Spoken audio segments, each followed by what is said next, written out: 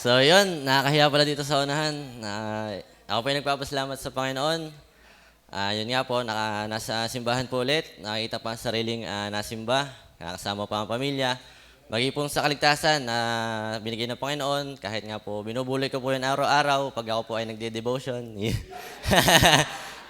Salamat po sa Panginoon dahil yun nga, every bago gumising, ay di, every bago po ako pumasok sa work ay nakapag-devotion naman po. Yun, nagpapasalamat po ako sa Panginoon kahit na busy nga din po ay yun. Mahirap po kasi pag araw-araw ay wala kang devotion. Parang nakakapanghina. Hindi po ako sanay na gayon na wala pong salita na pag... Para pong hindi po... Parang ang pangit gumalaw sa mag-araw na walang salita ng Diyos. So yun po.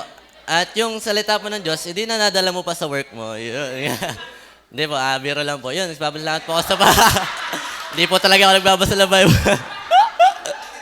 Di ba? Di po, yun, nagpapasalamat po ako sa Panginoon dahil nakapag-devotion pa nga po sa araw-araw, maging sa prayer life po, nakapanalangin pa lang sa Panginoon, maging sa, nagpapasalamat po ako sa ito po nagdaang Miyerkules ay dinagdagan po ulit ng Panginoon ng isang pong kaarawan. Salamat po at ginising niya po ng maayos. At habang patagal po ng patagal ay binibiyaan po ng kagandahang lalaki. Ay ako po. Huwag mo na may mute, kuya. Yan, salamat po ay 18 years old na po ako sa inyong sa mga hindi po nakakalam. Ay salamat po ay binigyan pa po ng kaarawan ng Panginoon. At yan, nagpapasalamat po ako sa sa family namin. Ako po ay napakasarap po nung aming banding kahapon. Kami po ay sama-sama. Hindi po, bihira po kasi sa amin yung... Hindi po, Nay.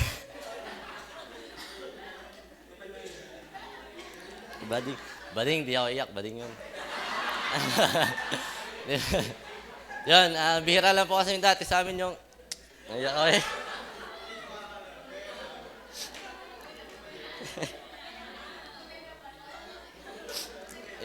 Yung pagbabanding po namin magkakapatid, siyempre.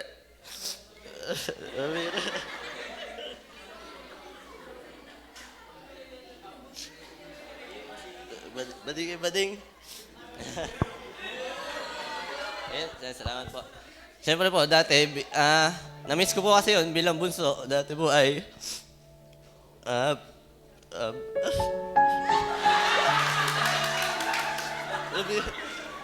may background music. Yan po, kasi dati po kami bata, siyempre bunso. Yun po ay alaga ng mga kapatid. Ayun, na-miss ko lang po yung ganong pagsasama namin. Na kami po ay sama-sama. Kasi po nitong, alam niyo po, ang aming family, ang family po namin hindi maayos. Aming pong magulang ay, siyempre, nagkakagalit. Pero salamat po sa Panginoon dahil kahapon po ay, yun nga, nagkasama-sama po ulit kaming lahat. Mahirap po kasi sa family namin, yung aking po mga ate nasa work, malayo. At kuya ko po dati nasa abroad. Kumbaga, malungkot po sa bahay kasi kami lang po na aking mama dati. Kumbaga, wala po din yung aming banding. Kumbaga, mahirap po ang aming... Siyempre yung ramdam mo po sa bahay na malungkot, pero kahapon po ay, yun, ako pinagpapasalamat sa Panginoon na binalik niya po yung sa akin yung kasayahan bilang bunso po. Kasi, yun nga, yung parang nga po ako naglolonging sa aming banding po bilang magkakapatid. Kasi na-miss ko po yun bilang bunso. Dahil, yun nga po. Pero pinirealize din po sa akin ng Panginoon na, siyempre, may kanya-kanya po tayong mga kailangan ng pagpukosan, mga trabaho, sa aking mga ate, aking mga kuya, aking pamilya. Pero pasalamat po ako sa Panginoon na, yun nga, niloloob pa rin ng ganung mga sitwasyon na para pasahin din. At ako po yung nagpapasalamat sa Panginoon, maging sa sa ating disabled po.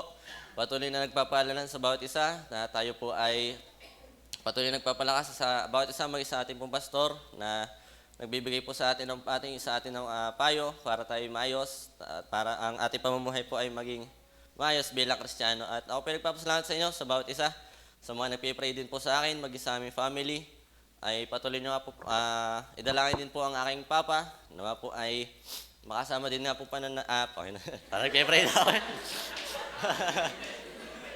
Makasama din namin dito sa dito sa ating simbahan kasi siyempre po, mahirap po sa pamilya na yung mismong tatay mo po ang kain mo pa, ay, yung parang ang sakit lang na yung papa mo po ang ang hirap pakain, tapos makita mo sa ibang family na yung papa nila ang nagtataguyod sa kanila, kumbaga, yung yung padre de pamilya pa ang, kumbaga, ang hirap po sa aming pamilya. Pero ako po ay, ang pag-asa ko po ay nasa Panginoon din, alam ko po na kayang-kayang baguhin ng Panginoon yun, ang aking pamilya po, lalo ang aking papa, nawa po ay makasama. Pag-pray niyo po patuloy, na nawa po ay, balang araw po ay kompleto na kami. Lalo na po ang aking papa ay makasimba na nga po. At yun po, nagpapasalamat po ako sa Panginoon at pasensya na po sa akin. Medyo mababaw lang po ang aking luha. Salamat po.